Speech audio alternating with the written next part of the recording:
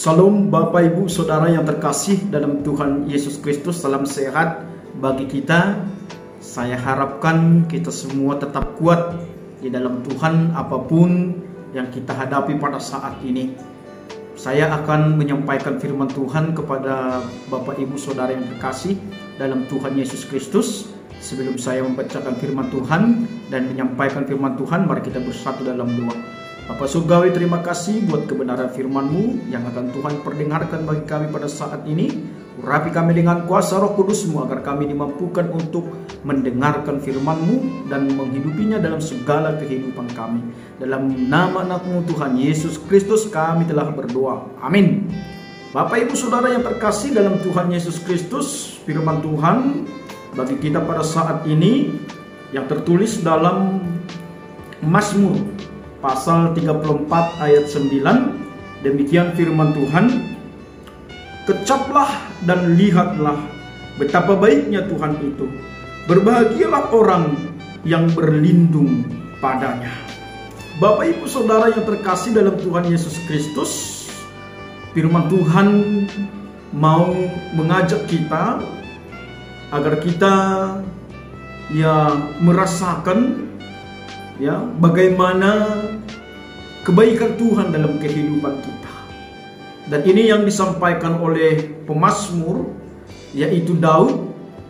Dia sudah merasakan bagaimana kebaikan Tuhan dalam kehidupannya. Satu hal yang kita menjadi perenungan bagi kita, kita sering meragukan kebaikan Tuhan ketika kita mengalami pergumulan dalam kehidupan kita. Kita sering mengatakan bahwa Tuhan itu tidak baik, ketika kita mengalami kegagalan dalam kehidupan kita dan ketika kita berbeda dengan orang lain. Maka saudara yang terkasih, mari saatnya bagaimanapun situasi yang kita hadapi, mari kita katakan, kita rasakan, kecaplah dan lihatlah betapa baiknya Tuhan. Hal ini diungkapkan oleh Daud bukan karena ketika dia mengalami kesuksesan, bukan ketika dia setelah menjadi raja. Bahkan ini yang diungkapkan oleh Daud adalah ketika dia pada saat itu dikejar oleh Saul dan dia lari ke Filistin, dan sampai di Filistin dia pun juga terancam kehidupannya. Dan orang Filistin akan mau membunuh dia karena dia juga pernah melawan orang Filistin. Dan inilah keadaan yang dialami oleh Daud pada saat itu. Dia sangat merasakan tekanan, dia merasakan hidupnya itu terancam. Tapi dia mengatakan bahwa Tuhan itu adalah Tuhan yang baik. Dan inilah pengalaman imannya yang dia sampaikan kepada kita. Maka dia mengundang kita, dia katakan seolah-olah aku sudah merasakan kebaikan Tuhan. Mari pada saat ini kecaplah dan lihatlah betapa baiknya Tuhan itu. Maka saudara yang terkasih, mari kita adalah orang yang beriman kepada Allah. Artinya mempercayai Allah dalam segala hal dan mensyukuri segala sesuatu yang terjadi dalam hidup kita. Beriman bukan hanya soal-soal hal-hal yang spektakuler dalam hidup, tetapi juga hal-hal yang sederhana, karena di dalam semuanya itu Allah bekerja. Maka saudara yang terkasih, mari selaku orang yang beriman kepada Tuhan, kita harus tetap mensyukuri segala apapun yang kita hadapi dalam kehidupan kita. Artinya ungkapan iman kita mengatakan Tuhan itu baik bukan karena ketika apa yang kita inginkan kita capai. Bukan kebaikan Tuhan itu dipengaruhi oleh keadaan yang kita alami. Ungkapan kita Tuhan itu adalah baik, memang Allah itu adalah baik. Walaupun terkadang kehidupan kita tidak baik, keadaan kita tidak baik, dan apa yang terjadi dalam kehidupan kita kurang baik. Tapi yang jelas Allah itu tetap baik. Maka saudara yang terkasih, mari Mazmur ini merupakan suatu lantunan syukur dan nyanyian pengajaran Daud yang mengajak kita mengarahkan pandangan kepada Tuhan, memiliki hati ataupun memiliki suatu kedekatan dengan Tuhan, sehingga apapun yang terjadi dalam kehidupan kita, kita tetap mengatakan bahwa Tuhan itu baik dalam segala kehidupan kita.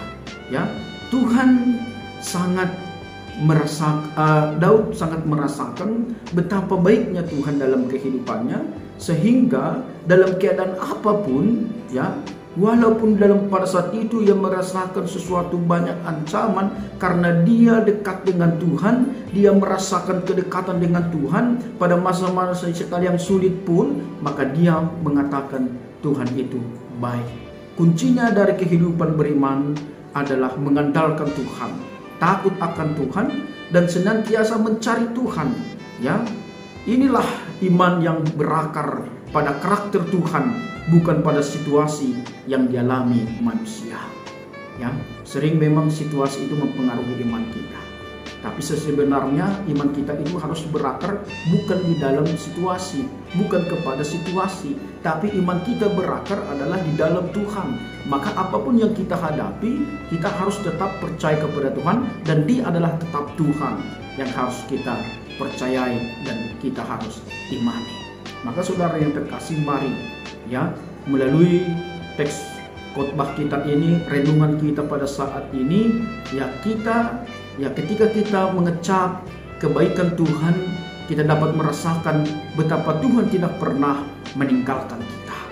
Inilah ya janji yang diimani oleh Paulus terhadap Tuhan. Dia mengetahui bahwa Tuhan tidak pernah meninggalkan dia. Dengan prinsip itulah maka Daud terus merasakan kebaikan-kebaikan Tuhan dalam kehidupannya. Maka inilah suatu hal yang harus kita renungkan, kita imani. Ketika kita mengecap kebaikan Tuhan, kita dapat merasakan betapa Tuhan tidak pernah meninggalkan kita. Ketika kita mengecap kebaikan Tuhan, kita akan memahami bahwa janji Tuhan adalah ya dan amin, sehingga kita bisa kuat dan tegak berdiri sekalipun menghadapi terpaan badai. Maka saudara yang terkasih, mari, inilah yang harus kita lakukan dalam kehidupan kita. Kita kecap kebaikan Tuhan, kita ingat janji Tuhan, maka itu akan memberikan kekuatan, ketegaran bagi kita. Walaupun banyak tantangan yang kita hadapi, di dalam Tuhan kita akan dimampukan. Oleh karena itu, ya, jangan hanya memandang kepada besarnya masalah, jangan terfokus pada kesulitan yang ada, tetapi pandanglah kepada Tuhan yang tidak pernah melepaskan tangannya untuk menopang kita. Maka saudara yang terkasih, ini yang harus kita lakukan di dalam kehidupan kita. Kita harus ya fokus kepada kuasa Tuhan, fokus kepada penyertaan Tuhan, fokus terhadap janji Tuhan. Maka itu akan mendatangkan kekuatan bagi kita. Maka segala sesuatu akan mendatangkan kebaikan. Walaupun banyak tantangan yang kita hadapi, kita imani segala sesuatu akan mendatangkan kebaikan. Dan itu mungkin adalah mengingatkan kita agar kita tetap menyandarkan diri kita kepada Tuhan. Seperti apa yang dikatakan dalam Ibrani pasal 12 ayat 6 sampai 11. Saya bacakan bagi kita. Karena Tuhan menghajar orang yang dikasihinya, dan Ia menyesah orang yang diakuinya sebagai anak. Jika kamu harus menanggung ganjaran, Allah memperlakukan kamu seperti anak. Di manakah terdapat anak yang tidak dihajar oleh ayahnya?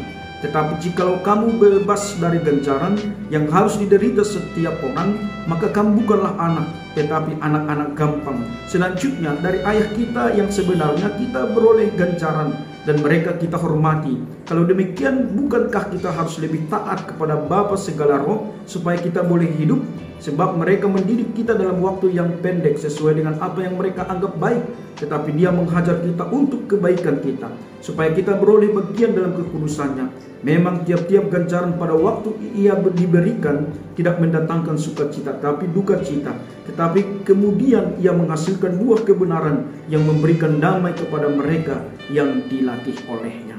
Sekali lagi saya bacakan ayat 11. Memang tiap-tiap ganjaran pada waktu ia diberikan tidak mendatangkan sukacita, tetapi duka cita. Tetapi kemudian ia menghasilkan buah kebenaran yang memberikan damai kepada mereka yang dilatih olehnya. Ya, sama seperti mungkin anak kita ketika dia adalah seorang pelajar, ya, mungkin kita sering memarahi dia agar dia harus belajar. Kita mungkin menegur dia, memarahi dia ketika dia bermain-main, main game, dia lupa belajar, kita marahi dia. Mungkin pada saat itu sama dia itu adalah menyakitkan, tapi sebenarnya itu akan menjadi kebaikan bagi dia kelak. Maka saudara yang terkasih, mungkin itu yang sering terjadi dalam kehidupan kita. Ya, mungkin itu hanya menyakitkan bagi kita pada saat ini, tapi kelak itu akan mendatangkan sukacita bagi kita. Maka setialah dalam proses yang Tuhan berikan dalam kehidupan kita.